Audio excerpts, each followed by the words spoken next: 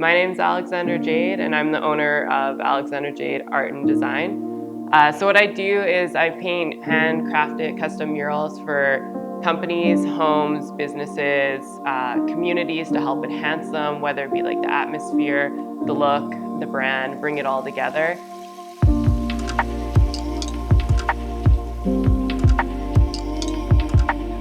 So how I got into this, my background's actually from the U of A, so I have a Bachelor of Design with a minor in business marketing.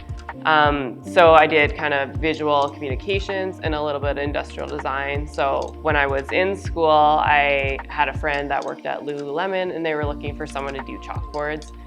And I was super interested in that. I just wanted to work for Lululemon. I thought that'd be a super cool thing to have, and that's what I want to do. At that point in my life, I never thought as myself as like an entrepreneur or owning a business.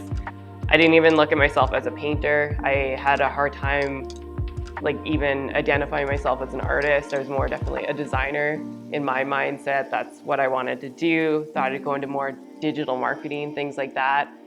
So I started doing these chalkboards with Lululemon, and over 2-3 years, I did over 100 and some.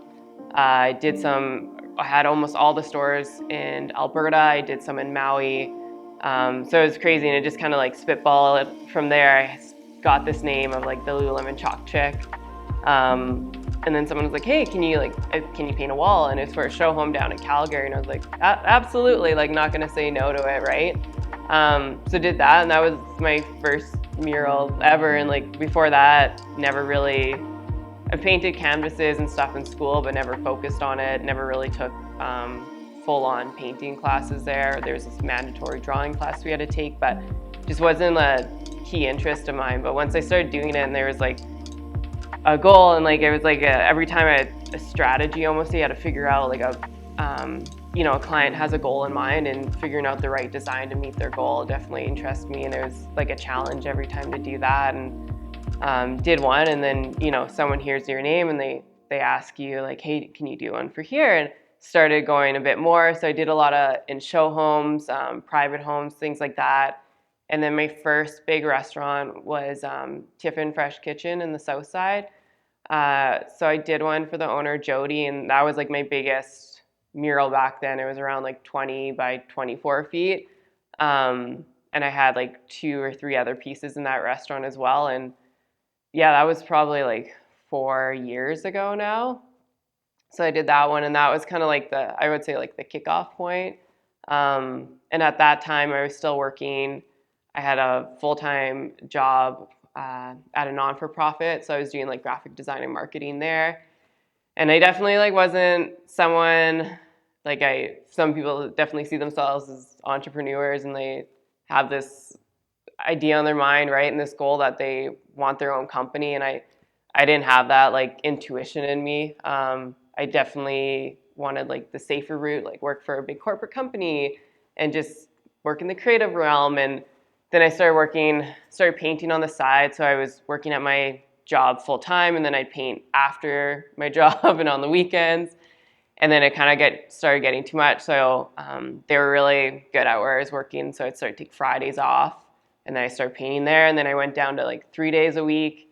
And then at one point I just kind of had to pull the trigger. And I pulled the trigger and I took the leap and like started doing it full time. And then it's kind of like you're in survival mode, right? Like it's either do or die situation. So yeah, one of my most popular ones in Edmonton, I would say, was Manchester Square. So Manchester Square is just like a beast of its own. It's, I don't know if you guys have seen it in Edmonton, but it looks like Amsterdam built architecture. It's kind of like a strip shopping mall there. I was given a wall on the east side and on the west side to create. So on the west side, when it's been photographed, I want to say like 1,000 times on Instagram. Like I always see like pictures pop up from people just doing, going with their girlfriends and taking photos, to people going there on their wedding days, to we've seen people take brand products in front of the wall and take photos. So definitely when I got freedom to design that one, so like the only kind of guidelines the client gave me was, they wanted something to enhance the community. There's one of the longest bike paths in downtown connected to it. So we probably saw like almost 100 people a day walking on it, biking to and from work or just for leisure. So they really wanted something created that enhanced that area, made it feel a lot safer and positive, just because it was like this barren original wall from the existing building of a warehouse, right? But to go along with that, you kind of have to complement the front of the building, which is done in an Amsterdam architectural design. So you got to make sure when you're designing that, like it goes along with it. Because if you just put, let's say, like a shark on it, people are going to be like, why is there a shark on the random, the same side of this Amsterdam building, especially when they're getting built at the same time. So went with something more light in style. It's more female, like feminine, floral we put on it. So when I was looking at that big a wall, it's 75 feet by 24 feet. I saw the other art that existed in Edmonton, and we have a lot of lovely like graffiti and murals on big walls, but a lot of them definitely fall under like the same style. They're a harder type of graffiti, let's say darker in colors, things like that. And I used to work in the wedding industry, and I think about nowadays, you don't want to tailor everything to social media, but a lot of people do take photos and they do share them on Instagram, and that's how a lot of things get popular on TikTok, on Facebook, all that. So designing with that in mind, like even when I design all my murals, I make sure they look great in person, but when we photograph them, there's like this little magic that happens to them. So even Manchester Square, we did it in a trick of the eye style. So from up close, when people take like these cool cropped up close photos, you get these color blocks you just see, but when you're driving by, you get this whole image of floral overgrown on the wall. And like we could tell, like when people are biking by and driving by and walking, like they started taking photos like as I was painting it. And then people are going to take photos of it when it's done, but even before I was able to take my final photos, there was someone on Instagram that has a pretty good following. She's an influencer, if you want to say. She took a photo in front of it, and it just like it blew up. Like there was Edmonton pages like sharing it, the radio station sharing it, like, and then the TV channels were contacting us to come take. And like before that, a lot of my stuff, people that knew I painted, they knew I painted, but that was my first. I've been waiting for like my first outdoor big one, right? So a lot of people are like, well, where have you been all these years? I'm like, oh, I have a bunch of work, but a lot of it's like in restaurants or in private homes or private offices, things like that. So it was crazy. And then I went there the one night, and there was people from like BC that came in. They had heard about it from out there, and they came from out of province to drive and see this mural. And like to me, that's just it's crazy. It's for someone in the city to drive and see my mural, but for someone to drive out of province and come see it, like I just could never imagine that would be something that would happen. And like it's crazy like what art can do, like the comments and the reactions and how people, they come out with their kids, and especially during COVID when like travel was restricted, they would go on like mural hunts, and they'd come by and show their kids and like go around the city looking for all the art and stuff. And it's crazy like the joy that these bring into the world, not even just the community, but there is people that messaged me after, and like on the east side of Manchester, there's another mural that we kind of call it the hidden gem, because it's over like the shipping bay doors, and it's across from the graveyard, and we call it the Lady of Manchester. So it's a woman kind of peering through some floral, and there's a butterfly. And I had this lady reach out to me on Instagram, and she's like, I think she had lost her mom or something, and in her head, like butterflies definitely symbolized her, and they popped into her life, right, and reminded her. And she walked past, and she goes like, she's like, I think of my mom every time I walk past that mural. And like, to me, I create murals with intention. They always have a purpose, whether it to enhance the community, for the brand, or what the clients suits their needs. But they're open enough that like people find their own interpretations into them. And I guess that's the beautiful part of it, without having like, I don't have to have super deep, intentional or like political ties to like my murals, things like that. Like people find that they speak for themselves, and that's a really cool part.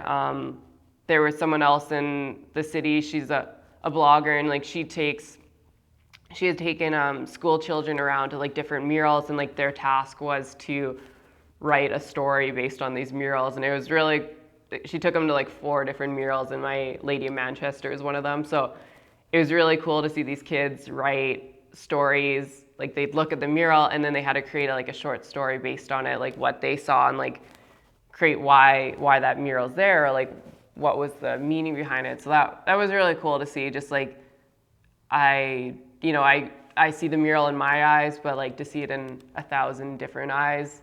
And even like the photographers, like when I photograph it, I have to photograph it as true as it can be, like to the colors, to the environment, to portray my art in the best way. But like photographers or anyone taking photos of it, they can filter it any way, they can change up the color. So like they crop it certain ways that like I see it as a whole mural, and like I'm like, oh, that looks cool, like that angle, like it's different views that I would never see. So yeah, with every mural, I feel like I'm growing. I know, you learn everything every time, and once you think you mastered something, or you're like got the hang of it, and then it's like the next mural, it's totally different. You always get into a different circumstance. Even when I was like painting down in the States, I was painting inside, and I did a whole layer of this whole hallway, painted it, went back to the beginning of it, and that was about 2 hours. And the paint just like kind of slipped off the wall, and like dealing with humidity, for example, like adapting to that. That was my first time like working in a super humid climate, so like making sure we had the fans blowing on there. I had to switch kind of my paints going along with that. So even like painting from indoor to outdoor, different circumstances. Indoor, usually if you set a timeline, I can tell like it's probably gonna be like a 2-week mural, or it's gonna be a 1-week mural. And usually the biggest factors are kind of like whether, yellow sometimes needs like 5 layers to make it super bright and bold, or, if there's construction delays. Those are kind of like your major, I guess, timeline situations there. Whereas like outdoor, you almost have to like budget like time and a half or double. Like you hope it's gonna be nice out, but you're watching the weather. Like some days we're like checking that temperature and the wind, and like, well, if the rain's coming, you got to make sure you shut it down quite a few hours before, right? In Canada, for example, especially Edmonton, like you got your prime, like your safe seasons to paint outside. I would say like May, June, July, August. September's kind of iffy. Sometimes we have nice Septembers, you can paint all the way through. Sometimes it's nasty. And then April, sometimes we have lovely April, sometimes it's nasty. And then outdoor, usually like Garth Worthington School, I painted that on the south side. So it was something like that. That was like my first big wall. It was about 100 feet by 28 feet where it was smooth concrete, which is super rare. Like I feel like more buildings nowadays are getting built with that. But a lot of outdoor ones are typically like stucco, cinder block, brick. Like, so you got a lot of holes in it, and it's really porous and rough. So like wrecks up your brushes. It takes a lot more paint to like soak into those holes, things like that. And then painting outdoors, like you always gotta pack up your stuff, unpack it. So definitely like different like circumstances, outdoor and indoor. I do love outdoor just because you get traffic coming by, people see you. You definitely get a lot of honks. It's interesting. People will pop by. Like we had people at Manchester, like no shame at all. Like they're taking their videos, with us in the background, and like, it's fun. It's like you have company all day long. Even when we're painting Garth Worthington on the south side, it's down in Chappelle, and it's so nice to like introduce a mural down there. Like usually a lot of the murals are restricted to downtown Edmonton, White Ave. So like people would come up and they're just like, we're just so grateful to like have some color on this building, and like they bring their kids by and like showing their kids like, look, someone's painting, and like the process of it, that was super cool. And like there was people driving out of their way, 40 minutes an hour. And like in the city, a lot of times when people, they're downtown, they stick to their downtown core and they don't come, out to suburbia unless they need to. And like for people to come out of, their own communities and come see me paint. I have one lady, then she comes to like all my murals and comes and chats, and like it's super cool that way. And but yeah, outdoor and indoor, like definitely same beast but different. So lifespan of the mural, I mean, I've been only painting murals for like 5-ish years now, but typically like they could last 100 years. Like it all depends. Like anywhere, Canada, like our harsher weather elements, like what we're gonna face is more like, let's say like hail, or like if it's really ice storms, things like that, where it's gonna chip away at the wall.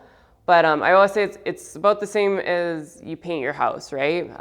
The paint I use for outdoor murals, it's the same that you would paint your house with. I use stuff that's resistant to, UV, to the weather.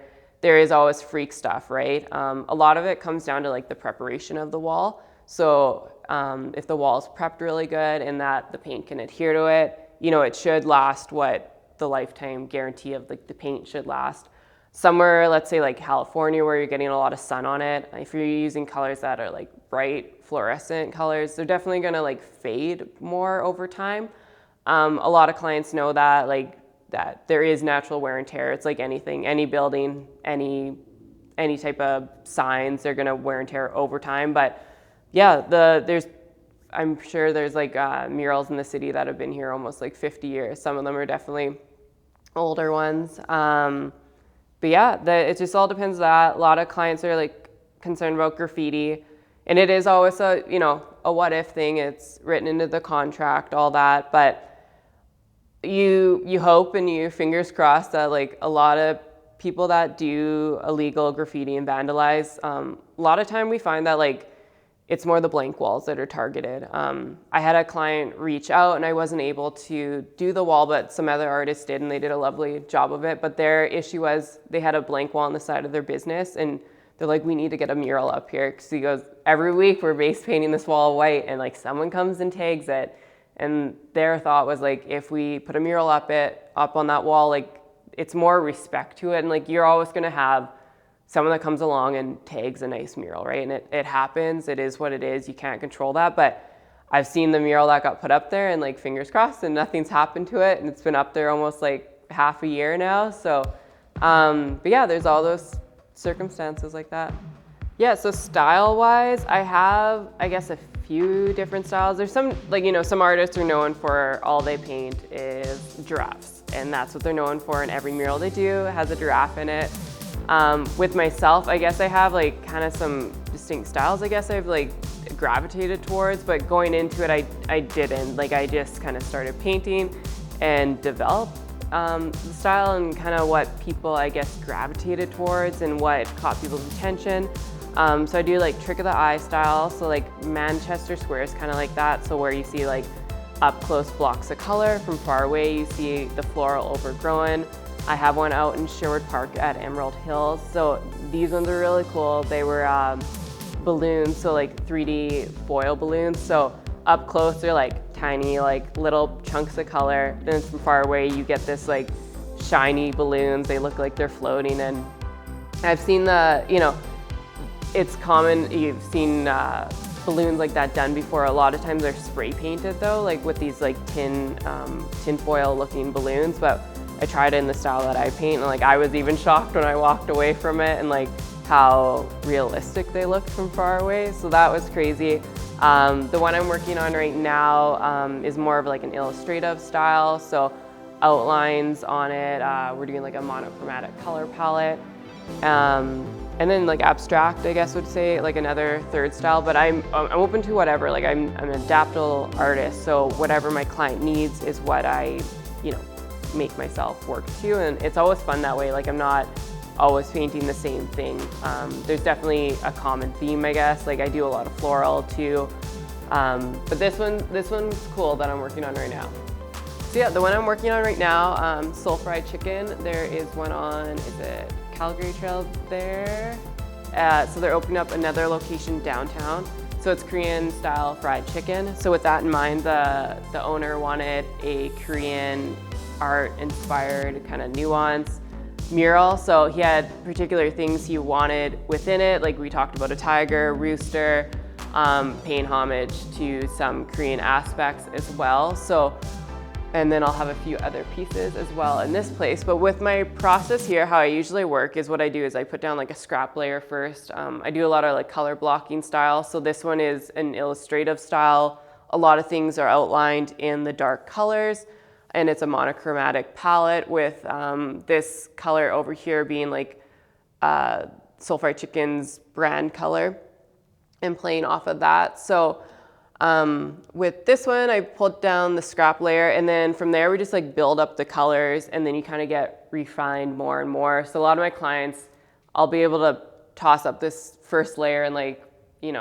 2 days. Sometimes it only takes a day, and then they're like, oh, the mural's going fast. I'm like, yeah, but it like slows down. So like the bigger brush I have, the more paint I can put on.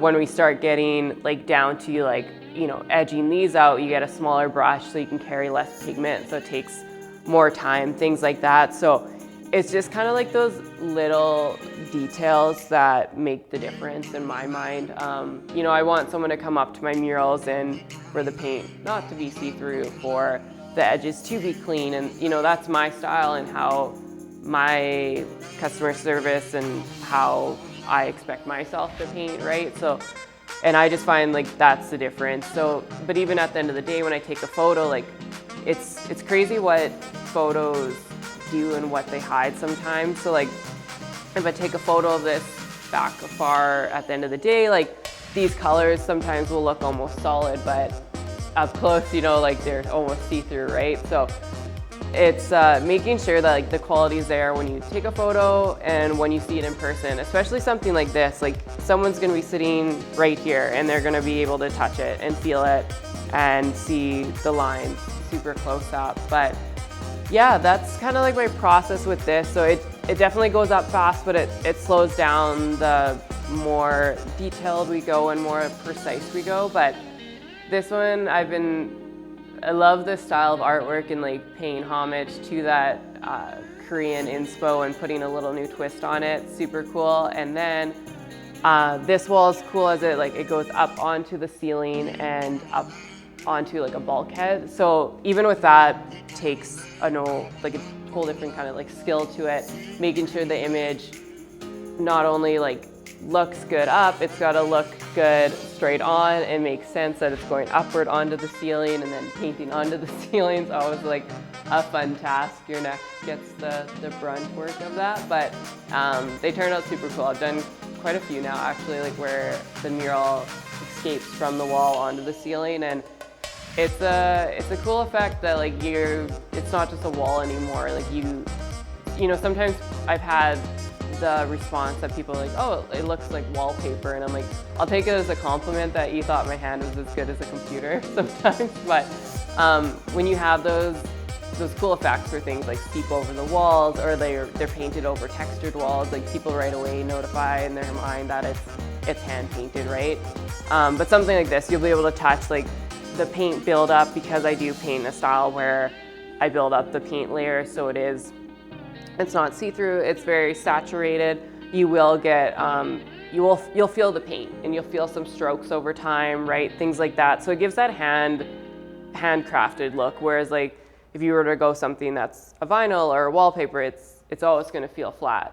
And it's crazy, even when I started, there's a difference, I guess, between being like sloppy and natural paint buildup. And I've had some clients where they're like, oh, like I love that you can feel the ridges, and like it's crazy that in today's world, like people are like, I bought a canvas from somewhere, or I've seen this, and they expect the paint to be like super flat. And it's because a lot of the paintings that people, you buy from, let's say, a box store or something, and nothing wrong with that, but a lot of them are painted or printed through a machine, right? So of course it's flat. Whereas here, you definitely see like the handcrafted to it. So that's a cool aspect. And like coming from a background in digital marketing and graphic design, was even like boggled when I started that like, I didn't even know mural painting, like it was a thing, or it was a career that I could even make of myself. And like, to me, a mural is a common word to me, but I have to a lot of times say like I do graffiti for a living, or I have a lot of clients like, hey, I want some graffiti. And in my head, when I think of graffiti, like there's a bunch of different styles, but a lot of people will still think of like on trains, right? That type of graffiti. But murals is still like, it's becoming more of a popular word now, but I still have to explain, like some people are like, what do you do? And I'm like, oh, I paint on walls for a living, but like art, like not just face painting. So yeah.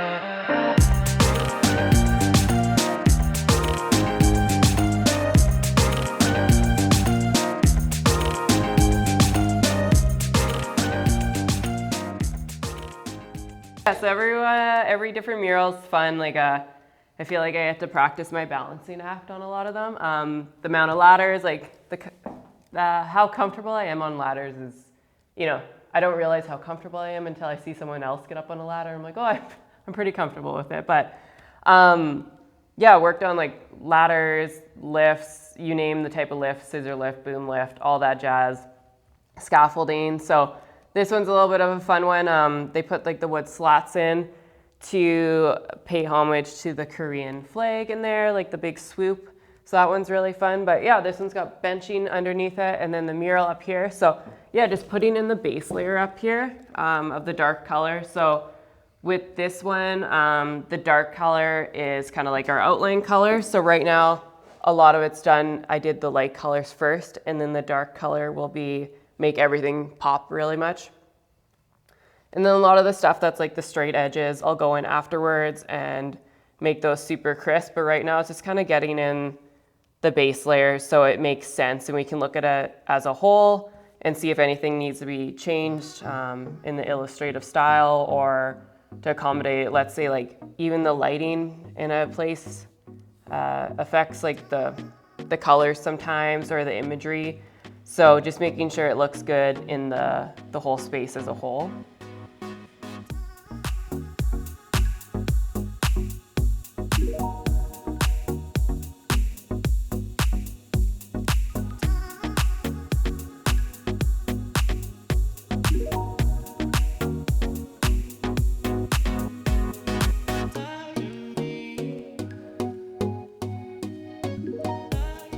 I think like one of the fun parts is like hearing a lot of people's favorite art. And I always say like, my least favorite is always gonna be someone else's favorite.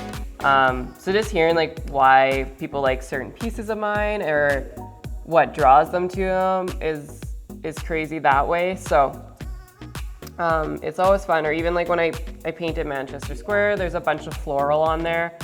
And I feel like everyone has a different flower that they like on that mural, and that's always fun to hear, so.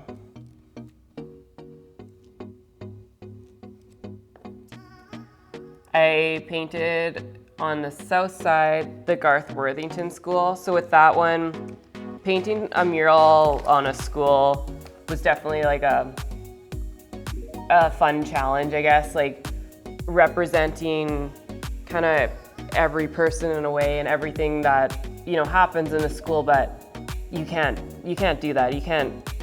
It's impossible to include every single aspect of every single person that enters the school and everything you learn from there. So going in like in an abstract way for that one was fun. So what I decided to do with that one was to do like a hidden imagery style. So like you look at the piece as a whole and it looks like this beautiful piece of art. Like a lot of people would come up and they're like, we really love it. Like we love the colors of it. And I'm like, what do you see? And they go like, I'm like, it's okay. Like if you don't see things right away, like that's the point. Cause you can tell they're kind of like, ooh, what should I see? And some people right away would see, they're like, I see a face and I see a bird and I see music notes. And some people be like, I don't know what I see. And they're like, but it just looks pretty. So like, it's nice hearing that, like, even though people didn't know what they were looking at, they thought it was a beautiful piece. But once I was like, do you see the face? And do you see the hand drawing? They're like, oh my God, how did I not see that? Like, it's kind of like a fun little game for them, like Where's Waldo in a sense. But that style is really fun to paint in, and it brings like the kids came out at one point from the elementary school, and like they came and took a look at it, and I was like, you know, can you see this and can you see that? And like the one little girl's like, I see penguin feet. And I'm like, where do you see penguin feet? And she's like, over there. And they were meant to be like abstract orange tulips. And one of them was like, I think it's carrots though. And I'm like, it's funny to see like, you know, what kids see and stuff. And I found with that one, like, it was almost like the kids saw the images more than the adults, which is funny and like interesting at the same time to like realize that they like saw stuff, you know, their mind was a little bit more free in a way. And they saw images, or they formed images out of certain things. So yeah, so usually what happens when if it's in Edmonton or in the area, I'd like to do a site check with them in person. Sometimes they'll send over some preliminary stuff, whether just being like, you know, this is what we're looking for in the mural. We usually hop on a phone call, but if I can do a site check, I'll come to the space. And usually what happens with myself, like I'll walk in and I kind of get like a vision in my head. Like I can see the mural, but I can't see the mural. It's like looking at an image through like muddy water or through, you know, a fogged lens. So with my background in like graphic design and marketing, I'm definitely like, I sketch on the computer, and that's how I figure out my ideas. And a lot of people see like the hours that get put into it when I paint, but they don't see the 20, 30, 40 hours that gets put in behind sketching it. And sometimes I get that idea right away, and it comes and I'm like, yeah, nailed it. I think I got it. Like, let's see what their feedback is and like what we need to edit. I'm a very collaborative artist, so like I work with my clients. That's how I prefer to work, is that it's not just me presenting an idea and being like, this is what I'm putting on your wall. It's me sending it, you know, I'll send over a mood board, a kind of Pinterest board over to see if anything catches their idea, do a sketch and get their feedback. And I always make sure like they're comfortable, like tell me what you like, what you don't like, because any feedback is good. I've had a lot of clients I love when they're just like, you know, I don't like these two colors, I like this style, I didn't like this, that, and that. And it makes it easy to go forward from there. Like that's, it's a great, I like the collaborative process. Like to me, it's the best type of art, especially when I'm making art. It's not just me painting a canvas for myself. It's me painting stuff a lot of time for businesses, for communities, what's gonna be best for them, because they're gonna be the one that's benefiting from it, right? So yeah, a lot of times, like I said, people see the hours of the paint, but then they kind of like sometimes forget about the hours that get put in with the sketching. And yeah, sometimes I send the sketch over and there's like minor changes and we're good. And then the next time we kind of go from like A to Z and we like switch the whole, you know, kind of concept of it sometimes. And that's fine. Like at the end of the day, like I'm trying to create what's best for my client and for the space. But yeah, there's some days where I feel like I stare at the computer and no ideas come to my mind, but it happens, I feel like, in a lot of realms, and especially creative realms. Like you can only force yourself so much to think of ideas and think of creative ways to solve things, but that's the fun part of it. And like the days where I don't think an idea is gonna come, that's the day it comes. And yeah.